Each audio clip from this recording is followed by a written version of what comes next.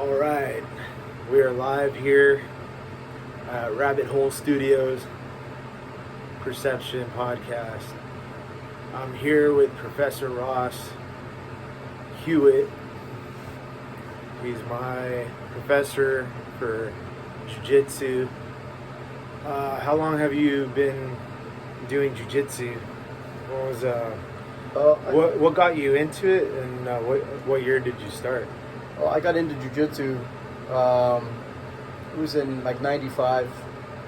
My dad was into martial arts, and he had a coworker that at that time was training with Carlson Gracie, purple belt. I don't remember the guy's name, but this guy was like a blue belt at the time, and he had black belts in other martial arts. And my dad paid him to come over, and he would teach me at my house. And for teaching me 3-4 days a week, my dad allowed him to use the garage, and he would have other people there training with us. And I trained with him for like a year, maybe a little over a year. And at that time, I met another guy who is now a black belt, and he was training at the Gracie Academy. So around after about a year and a half, I started training with that guy, a buddy of mine. And he would come over, we'd train 5-6 days a week in my garage. And that's around the time I started training at the Gracie Academy. And Hoist was the instructor at the time.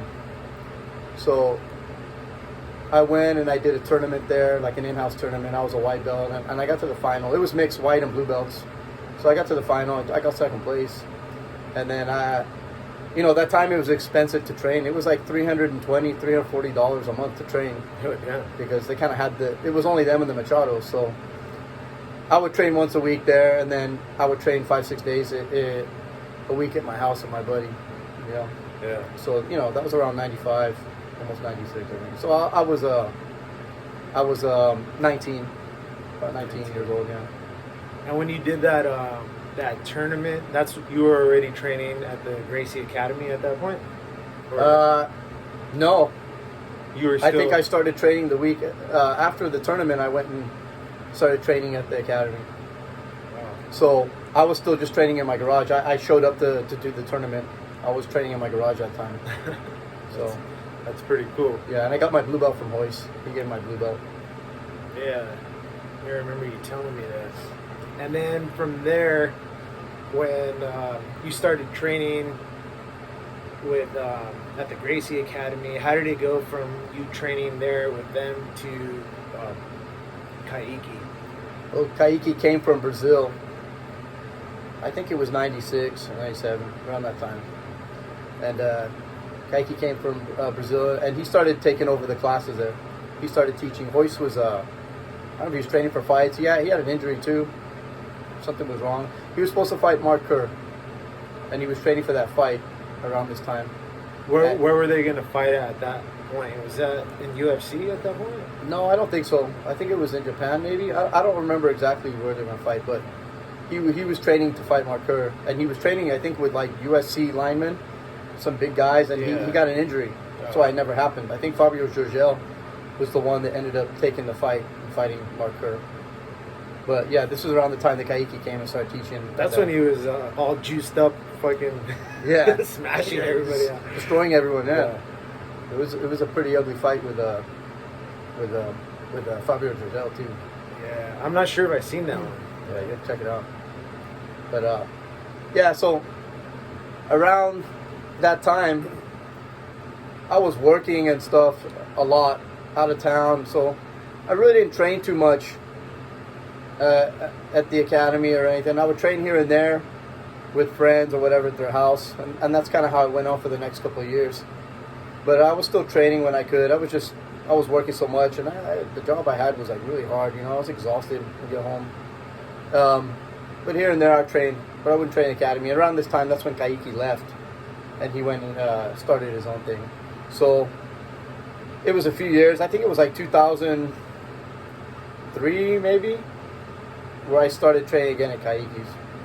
2003, 2004, consistently, and that's when I started training again, like where I was training 5-6 days a week again, with a friend who was a Kaiki affiliate, who has a big part of like my training was done a lot with him until about purple belt, And then Kaiki and his sons were my instructors too.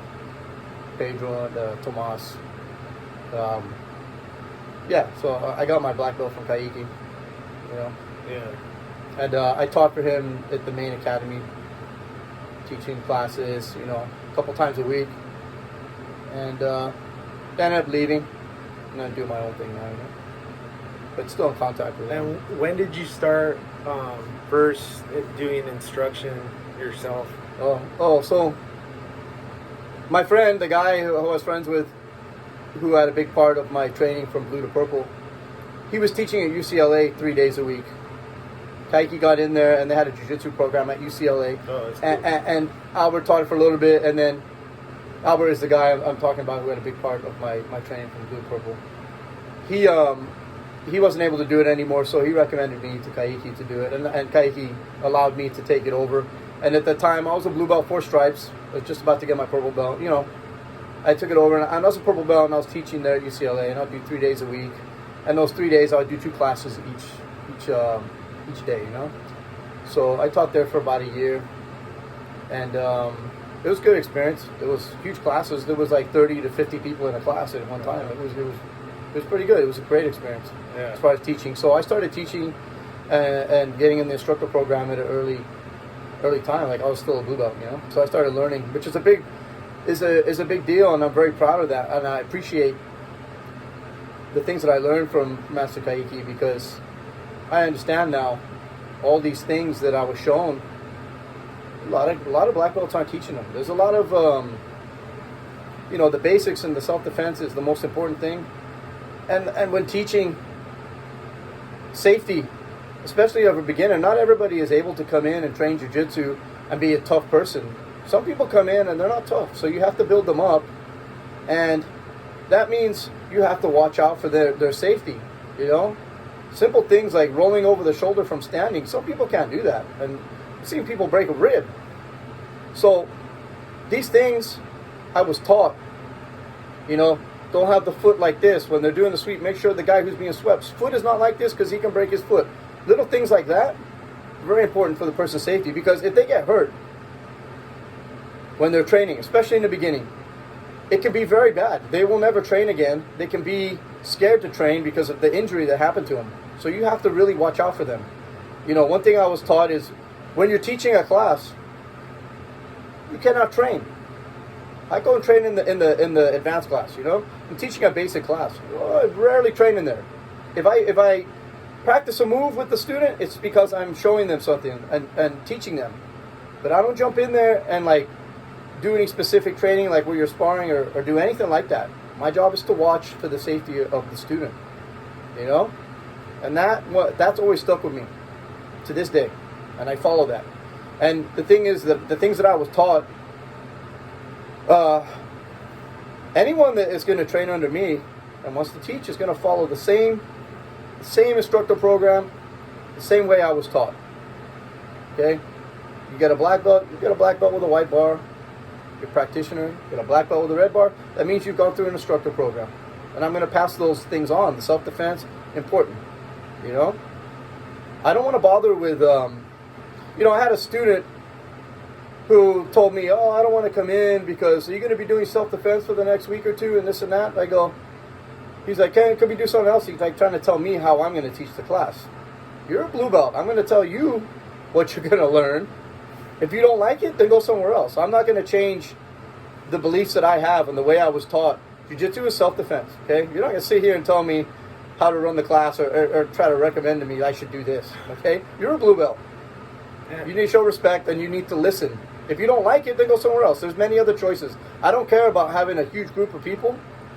I care about passing on what I had, what I was taught, and I'm going to make sure that the people that learn under me have that understanding and pass the same things on, you know? Yeah. And that's what I always appreciate about your classes compared to like what I see that goes on in a lot of gyms. It seems like they're just trying to jump to like fancy low percentage type of moves that are not really practical, and we focus a lot on the fundamentals, and which I feel like I have to pay my dues, and I'm happy to learn those well. Yeah. If I can, and take my time to, I trust your judgment on where I need to be, and I want to ask though, like, what is it that you see a lot in these people like that you were explaining, that don't want to learn the self-defense, and they want to rush past fundamentals, and they want to practice these fancy, like, low percentage type? Everybody's in a rush to learn jiu-jitsu. Like, you know what I mean? It's, for most people, it's a long process. And I have to teach a class, okay? The person that trains, the person that works an 8-hour day or a 10-hour day and comes in to train, they might train 3 days a week, whatever. There should be no rush to learn jiu-jitsu, Everybody wants to learn all this fancy stuff so they can post a video like on Instagram or Facebook and be like, hey, look at me, everybody. Look. They want all their friends to be like, wow, that's cool. That's what he does. But that's not what it's about to me. You know what I mean? Yeah. When I see something basic, but it's, to most people, it's basic, it's boring, it's not fun to watch, it's not exciting. Well, to me, it is. Yeah. You know what I mean? I hate I hate going through Instagram or Facebook and I see this guy who's a white or a blue belt and he's doing some like crazy like inverted like sweep or whatever the hell it is, and like, but yeah, he can't escape the mount. He gets mounted and he doesn't even know how to elbow skate. He's pushing on, you know what I mean? What are you doing? You know what I mean? That's all cool and everything, but you're just doing it for an image. Like, you want to look cool. It's not about that to me. You'd recommend to like start working on things like that, like at brown belt maybe, or? Yeah, brown and black, experiment a little bit, but it's like, it has to come back to your fundamental, your basics have to be good, If you're messing around with like a lower belt and you're doing things like that, you can end up in a bad position and escape, you know what I mean? It's because your basics are there, your fundamentals are there. Yeah. But I mean, even still, I would rather just focus on basics than doing all that, like, that stuff, If you can't really apply it in a fight. Yeah. Like, I don't really. Like when we were watching Jake Shields and Damian Maia. Yeah, it was a great fight. Like, they were pretty fundamental, but like the entire fight, but it was technical, you know what I mean? Back and forth. Yeah, but most people don't see that, Yeah. Everyone wants to be in the spotlight. Oh, look at what he did. Yeah, but that's like, out of 100 times you try that technique, you're going to get it once or twice. Big deal. It's a low percentage. Yeah. Then it'd be hard to get again, probably, yeah. Right? Yeah. To me, it's just you could be spending time on like elbow escaping, learning how, when somebody's on top of you, either side or mounted, how to escape. You know what I mean? And like, you're able to do that almost all the time. That to me, that's what it's about. Yeah. There's a lot of nonsense out there. And that kind of goes back to like I know you view jiu-jitsu like as an everyday part of just normal life, as well as the training aspect and physical and all that. But I mean, I feel like jiu-jitsu for you is almost like a spiritual thing. Like, yeah, like to where, not to be corny, but like to where you can apply it just in really basic everyday things in life. Yeah. And I mean, I see those things in you, and it helps me, like, even with my drumming, and I'm like, my arms are getting tired blasting, and I'm like, then I remember things with jiu-jitsu, like to breathe and not to tense up, and I'm just like, I'm able to go further, and like, you apply jiu-jitsu in everyday life. Yeah. And one thing is, even when I got my black belt, I still had a lot to learn. And like, trust me, the last 5-6 years have been really, really, up until like maybe a year ago, I've had a pretty rough one. And that's because of my own fault. You learn things, but as long as even as a black belt, I'm not perfect. But my goal is to be as good as I can and see, I'm not going to be perfect, but I want to be as good as I can in life and as a person. And I always strive to better myself, And like I said, it hasn't been easy. Especially, probably the hardest times of my life have been the last 5 years or so. But now I'm coming out of that, And, you know, all the lessons that I've learned, I appreciate them because I can move forward in life now knowing that, man, that was a tough time. Everything else is going to be cake, you know what I mean? Yeah. And you fix things about yourself. Even as a black belt, you have a lot of things you probably need to fix in yourself, and I definitely did. And I learned from those things. And if I didn't have jiu-jitsu, I wouldn't be in the place I am right now in my life. That's for sure, you know? So even though it was tough, and there's times when you're like, oh, I don't know if I can do this, I still pushed through. Yeah. And you know, now, because I pushed, now I appreciate it, you know? And that's because of jiu-jitsu. You know? And that's like understanding too, like, I remember this one guy told me before, because I used to play gigs all the time growing up. And then this guy told me when I was kind of complaining about doing an open mic and like my position in it, which is like from playing these like sold out gigs at venues to like an open mic and trying to get a decent spot doing an open mic kind of thing. This guy's like, you got to pay your dues, man. And in my head, I was like, I feel like I have paid my dues, but I kind of took it. I was like, okay. And then I just always kept that in the back of my head, like, I got to pay my dues. Fuck it. Yeah. And it kind of always just pushed me too, like, and not to really complain, then to appreciate more so, like when I get to higher levels of like my goals, reaching my goals and stuff like that. And that, I feel like the past year, you know, with us training and jiu-jitsu, where we were at just a few months ago, which was like great.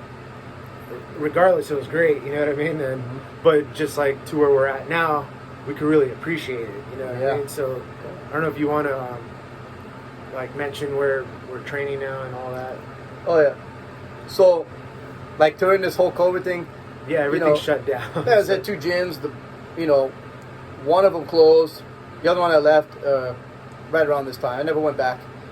The other one closed, but I was able to take some of the students that I had from one of the gym that closed, and we had nowhere to train, so I bought mats and we trained in the park 4 days a week at night. Bring a light, and we trained at night. But in the winter, it was in all the winter freezing. during COVID, COVID. none of us got sick. That should probably help us not get sick. Keeping that immune system strong, But that's how much we love jiu-jitsu. We wanted to keep training, and we did because we wanted to. So we were determined. So that's how we were training for about a year. So now we're at in Los Alamitos at a place called NHC Martial Arts off of Catella and Los Alamitos Boulevard. It's a martial arts school. So teaching out of there now, and hopefully we can grow the program there. And that would be nice. It's been cool. I got some new sign-ups. It's going to grow slowly, of course. People are like still a little hesitant to come back and train, but you really do appreciate it though. Like, yeah, I appreciate just it. Coming out of that whole pandemic hysteria with everyone tripping about not training and gyms closing. Yeah. And us, we're just like, well, fuck it, we'll just keep going until we figure it out. And then But Professor Ross was able to like find something. He never gave up on us or anything, and so we're all grateful for that. And so we stuck it out also.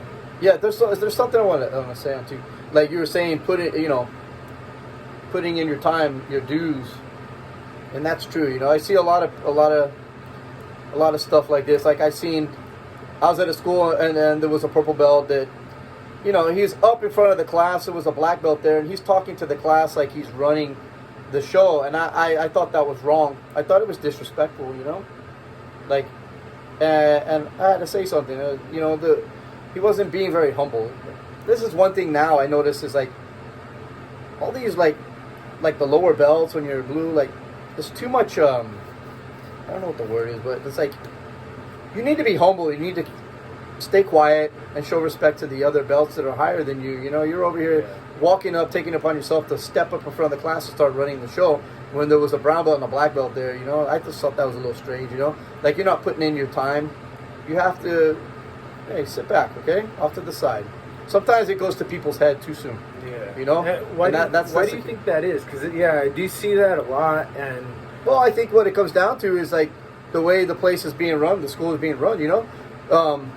It comes down to the owner or the head instructor of the school. There needs to be rules put in place. There are rules that I follow, and there's been rules I've been asked to break, and I won't break them.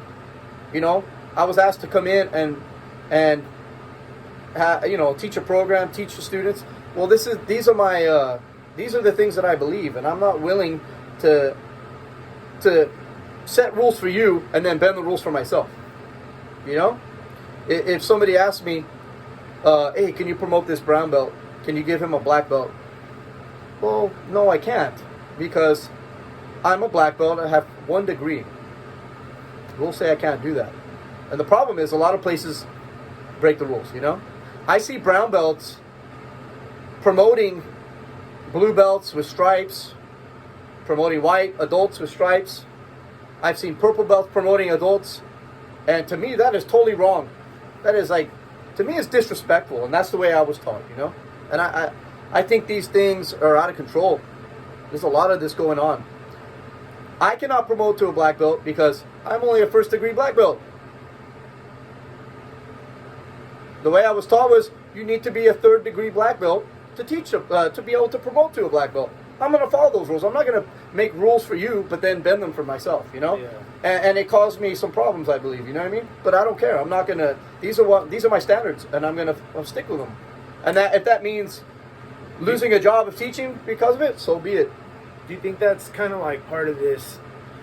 This whole participation trophy generation, kind of where, or do you think it's a business thing? Where it's a business thing. The more stripes we give quick, the more belts we give quick, the more people will want to Well, if you have a brown belt and he's your instructor at night and he's teaching, he's the main guy at night, the head instructor, and it looks better to someone that's coming, especially a beginner, that he has a black belt. So it's the push to give him a black belt. I've seen stuff a brown belt giving a brown belt his black belt. I've seen it.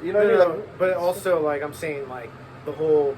Do you think it's a business move to kind of rank the lower belts in quicker time periods, because it kind of motivates them to go more, motivates people to come? Or what do you think that is then? Why? How come people are getting ranked so quick? Promoted so quick? Yeah. It's because the lesson plan, the way things are being taught, it's Jiu Jitsu is being taught for sport, for points, and they're teaching De La Riva, and they're teaching all this inverted stuff and all this fancy moves and stuff from white and blue belt, but yet they're not learning how to elbow skate. You know what I mean? It's just so they can have a good competition team. But all that stuff catches up with you later on.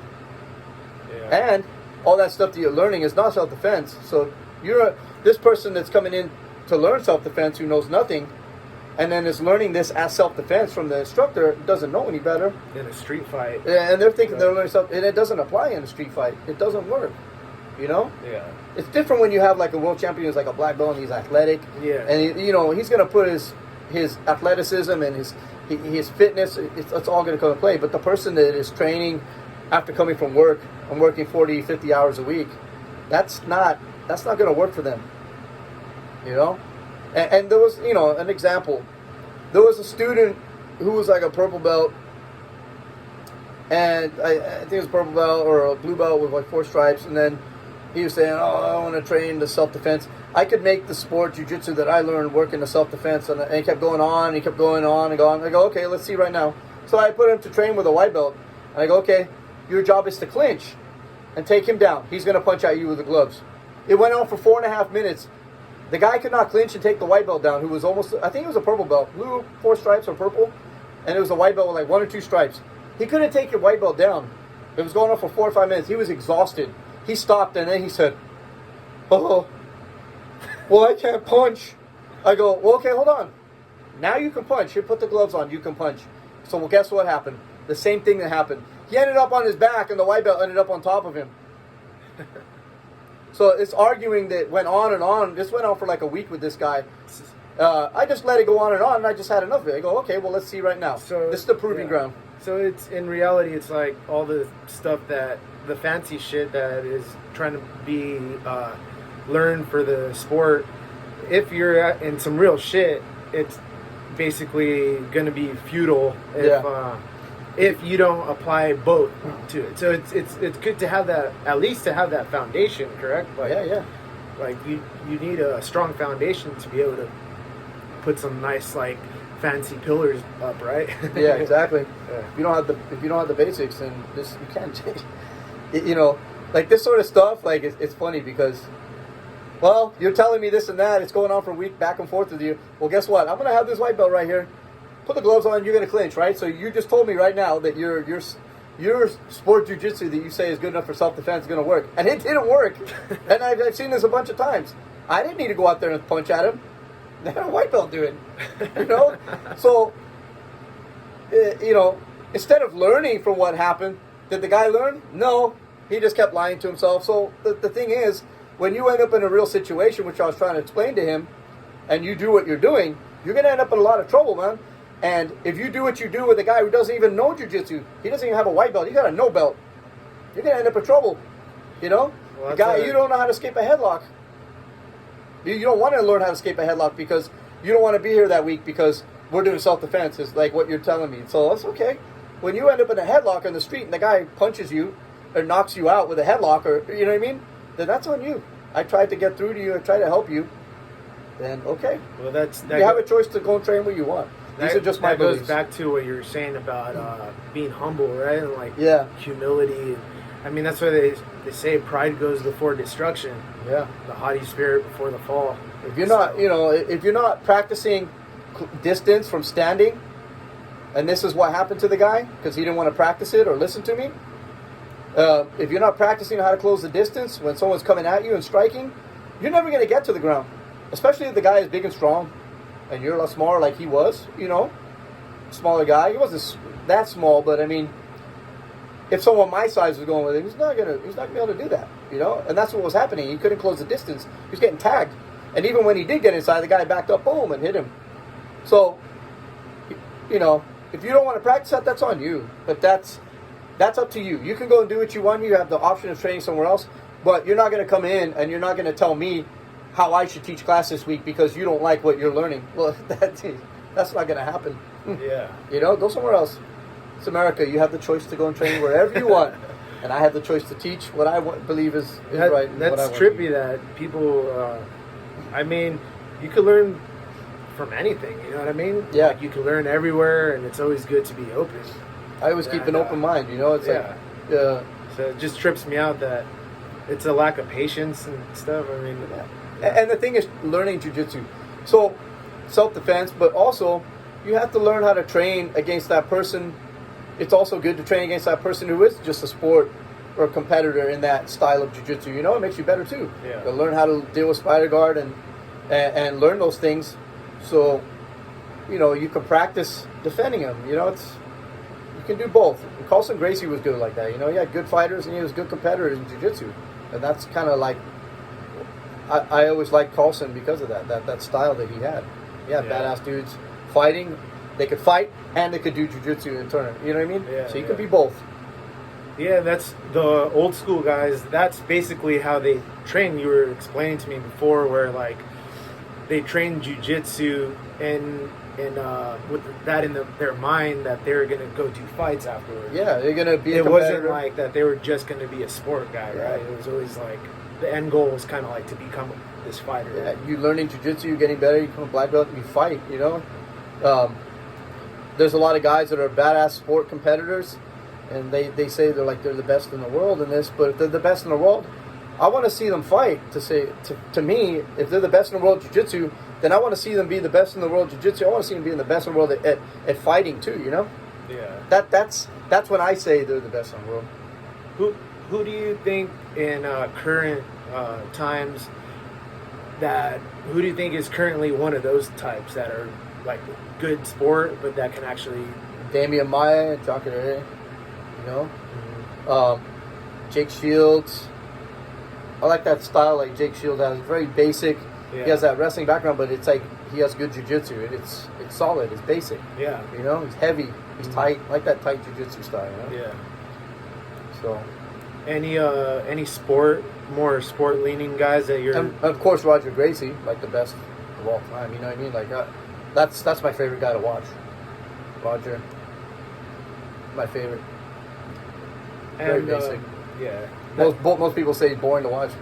I don't think so. I see perfection. He's badass, you know. that's cool. Why is it that you like Roger? He just has that basic Gracie Jiu-Jitsu style. You know, it's basic. Yeah, It's fundamental. It's a lot the way I was taught Jiu-Jitsu. You know, I can identify it. I see it. You know, that's the way I was taught. One of my favorite fighters was Murilo Bustamante from Brazilian top team. He was one of my favorite fighters to watch, like back in the day too. You know. What about you like Gordon Ryan? You like his stuff? Yeah, I like Gordon Ryan. Gordon Ryan's good. Yeah. He's mainly sport though, right? Yeah, I think he's getting ready to do MMA too. Oh, is he? Yeah, yeah. Oh, that's so. But yeah, I like watching him. Yeah, he's legit. He's doing some pretty like unique stuff too. Yeah, he's badass. Yeah. He's the best right now, without a doubt. Most people hate that though, but it is what it is, man. They hate on him. Yeah. Why so? Because he can't handle when he talks smack because he speaks the truth. Most people get hurt when the truth is being said, you know? Yeah, I agree with a lot. Yeah. He backs it up. Yep. You come from Liverpool, right? Yeah. And they call you guys what? Scouts? Scousers? Scouts. So do you have a lot of memories out in Liverpool? I know you came at around 7, right? I was like 9, yeah. 9? Oh, so you have some good memories. Yeah, I can remember, yeah. I remember some things. Not really good memories. I couldn't wait to get out of there. I just remember being happy when we came here. Yeah. You know? You guys flew over here? Yeah, we flew, yeah. You guys didn't come on a boat and they welcomed you with bread and... No, we didn't come on the Queen Mary or the Titanic or nothing like that. Bread and water. There was a bunch of Italians on the boat. No, nothing like that. Yeah, that's cool. But yeah, that's where the Beatles are from. Yeah. Liverpool. The Beatles. So that's pretty cool. Liverpool seems like cooler English people, like from there in Birmingham, you know, like the working class type of areas of England, as opposed to like London, where it's kind of more. Well, it's been a long time since I've been back. You know, I'm sure it's nice, and I didn't like it as a child for some reason. I just remember it being very dark, like miserable and gloomy. You know, that's the way I picture it, though. Yeah. Yeah, I don't know. It's probably different now. I think it is, like the way it looks. It's way different now. But I couldn't wait to get out of there. Like coming to this country was different. You know, everything was big. We got here, it was like everything was huge. Big cars. You know, it was the '80s, so big cars, huge buildings. It was a whole different world. And then like. You've always been into like rock music and stuff like that, right? Like for the most part. Yeah. So then you came over here and you started like getting into punk rock and metal. You were like a teenager, right, when you started getting into that stuff, or younger? Yeah, like 6th grade, 7th grade, 7th grade. Yeah, that's around like when I started. I went to a school where it was like it was from grade 7 to grade 12, and there was only maybe like 30 kids in the whole school. Really? I got kicked out of school in 6th grade, so like I got expelled and I had nowhere to go. So my parents put me in this private school, which was all for bad kids, I guess. I don't know. And then I ended up I would hang out with this guy. His name was Steve. He was like he was a senior already. I was only in 7th grade, but he was the one that got me like all into punk rock. And when he was done graduating, he left me all his records. Like all his punk stuff. He even left me his Dr. Martens, I remember, and all his leather jacket, all this stuff that he just left when he went in the Navy. And that's when I started like listening more to that music. You know, it was like Black Flag, UK Subs, and like older punk stuff like that. You know, Exploited and all this stuff. And then around that same time, that's when I got into like grindcore. You know, I heard like Napalm Death. I think it was like From Enslavement to Obliteration came out. And then like that's when I started listening. That's pretty badass, because that was early on. Like, you know, like not... You couldn't just Google shit like that and then find it. It was like you had to either be part of the scene or like... You had to know somebody. Yeah, know someone and trade tapes and things like that. Like, so kind of like that's how it happened, because at the time the music stores were Warehouse and Music Plus. Sam Goody. There was still Tower Records. I remember Music Plus. Yeah, I was really little, but I remember that shit. Tower Records, like all these places. Tower Records was the big place, but I mean, Music Plus got changed into Blockbuster Music. Was it? Yeah, I remember there was one in Monterey Park. Yeah. And it was where I did my taekwondo as a kid. Yeah. Like in the corner, in the corner there was it was a Music Plus, and then it got changed to. My mom used to go there, so I remember. And it got changed to Blockbuster Music. Then it just became Blockbuster. Oh, I remember that. Yeah, I used to go there and like I had a Sega, and I would save up my allowance to buy a game and stuff like that. That or Sam Goody. Goody got it. But Goody never had it. If like, because like Napalm Death, when I got into that, then there was like Carcass. Like this was really, really underground. So I could never find these bands like in regular record stores. There was there was Bionic Records too, but that you'd have to go somewhere like that to find like the really underground stuff like that. That's when I started getting more like. Did they have like Amoeba back then in Hollywood? No, it wasn't even around. Oh, yeah. No. What about Tower? They had that, right? Yeah, Tower Records. Tower had some decent, like, some underground. I don't know about back then, but you could find it sometimes. Yeah, Tower Records there was one in Anaheim, or off of Beach Boulevard there. There used to be one in West Covina Mall too. Oh, was it? Yeah. Yeah, but there was some places like in Vinyl Solution. We used to go there and like open the CDs and take them and stuff. Yeah, Vinyl Solution. Like there was some other places. Vinyl Solution, I think the beach. I think it's still there, and there was some place in like Uptown Whittier where you could find that stuff. Sometimes they still have some record stores there. Yeah, I think it's the same place where that's the record stores. Lavelle's one? I think so. Yeah. Oh, okay. But I mean, I would find things rarely, but then I met some people and like. I would get like a second-hand or fifth-hand like tape that had been recorded, like on a 90-minute cassette, and it was already like worn down and real low. Yeah, and it was we used to get those too, like trade those. It'd be like because when we were kids, they had the McDonald's like spooky sound, like in the Happy Meals, they would give you during Halloween a tape of like scary sounds. Oh yeah, and like we would put like the toilet paper in the corners of the tapes and tape over them. Yeah, and we would trade those. Like some whiteout on it and say whatever band it was, but then it just kept getting taped over and passing them and stuff. If the band kind of sucked or whatever, like going like. But that was fun though, man. Like things like that was cool because it was kind of like you were trying to find good shit and you really like took the time to like listen and sit there. Yeah. You know what I mean? Yeah. Now all these like it seems like people just kind of look up. They're like, oh, I want to be a punk or a metalhead or whatever, like, and then they just go on Google or like just like super quick, and they don't even necessarily listen to the shit. They just dress a certain way. The Kardashians wearing like in dude, like shirts, on, dude, Cannibal Corpse or whatever the hell it was. Did they do that? Yeah, Cannibal Corpse, Morbid Angel shirts, like stupid. I like underground music when it was underground. Yeah. I don't like anything really too mainstream. I like mainstream stuff too, but like. That sort of stuff, I wish it was like really underground, Yeah. I don't know. It used to be like that, like. And then all the copycat bands, it just got too saturated with like too many shitty bands. Yeah. There's only a few good bands.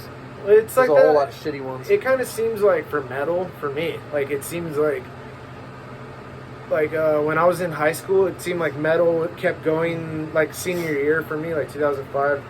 Like metal was kind of like. Still going up with the intensity, and it kind of reached its zenith like in 2008 2009. Then after that it just seemed like it was like the most intense that it could possibly be with bands like Origin and things like that, Then other bands were just like nothing could get more intense really anymore. It was just about like overproduction. Yeah. Like every note has to match perfectly with it.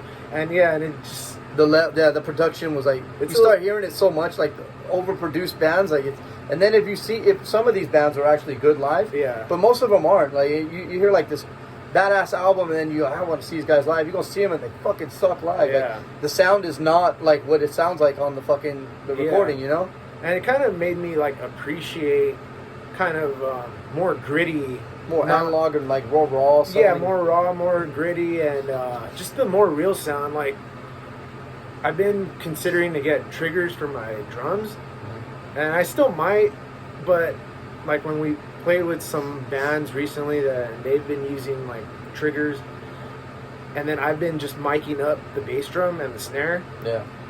Like, I like the way that's like my sound is. It sounds heavier. Yeah, it does. When I hear theirs, like, it sounds cool, but it's like clicky and it doesn't sound heavy because I could tell that they're not really hitting hard to be heard because they could barely tap on it. So you don't get the actual low end of the natural sound that comes out with the trigger itself. Yeah. But mine, I'm actually trying hard to hit it and everything, so it sounds like heavier. Yeah, just when you see a drummer and he's like, oh, he's all like not hitting the drums hard, like, and it's intense music, it kind of yeah, it's like I like to see the intensity and feel the intensity. Yeah, you can. That's how that music's supposed to be. I think so too. That's why, like, Engrave and the Emilio, like, he would hit hard. You know? So it's, I always thought that was cool as a kid. And yeah, it's like something you're just gonna have to kind of, before you go and buy triggers, you're gonna have to watch some people and. I mean, I might test it out and see how it sounds, and if I don't like it, just return them. Just get a blend. Maybe get a blend, like using triggers. Yeah, something. because a lot of them have that same kind of sound, and I don't know if it's like a modern trigger sound or if they're programming it that way. I'm not really feeling it though, dude. Yeah, clicky, too clicky maybe with no low end. Maybe I should just, like, if I do that, just stick to like a low end sound. It might sound better. Maybe that. I don't know much about them, about the triggers, but yeah, I understand what you're saying. You gotta. It's kind of like an investment. You go and spend money on it, and then you're not happy. Return that shit. No, for sure. Get that shit. Send it back. $800, $900 or some shit for those. Like, fuck.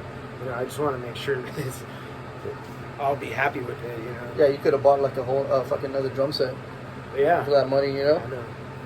Which my drum set's pretty good. Still, I just I don't know. I don't really need a fucking double 2 bass drums and. Well, get 4. A bunch like of Alex Van Halen. It's all about the show, and then you get a cage, and then you get the thing that hangs you upside down. Yeah, so and like all the rack tom mount. I don't really like that because it's like impractical for me when it's set up, you can't even move your toms, and it's just like. Or if you had, imagine you had it in here, you'd have no room to even fucking move around. And it's like and it takes like. It's all you need 2 people to like move them and everything, and it's just more shit to carry around. It's something. I guess it's nice if you had like a studio in your house and just leave it there set up, but to be moving the set around, kind of a pain. It's about getting older and fucking everything being more convenient. It's fucking throwing your back out, carrying all this equipment. Fuck. Make sure to lift with your back. Yeah. Yeah. Who used to do that? Oh, that's right. Mata. Lifting the amps with your back. Is that a slip resistant floor? Just want to say I appreciate everything that you're doing. Big L in the house. Moolah, flycatcher. Yeah, I just want to say that you're a big inspiration for me, like, not to be corny or anything, but like, you help me stay focused, and I've been sober over 1.5 years now, and Jiu Jitsu has really helped me, and some days some months or whatever, I get unmotivated, and you actually care, and you call me, and you help me like get back on and push me, and that stuff is important. It's important to have like a mentor type person. It's like archetypal almost, you know what I mean? Like, and all the like Luke Skywalker, these stories, Lord of the Rings, there was like that older mentor that would help them through the journey and stuff, and I view you as like one of those type of people for me.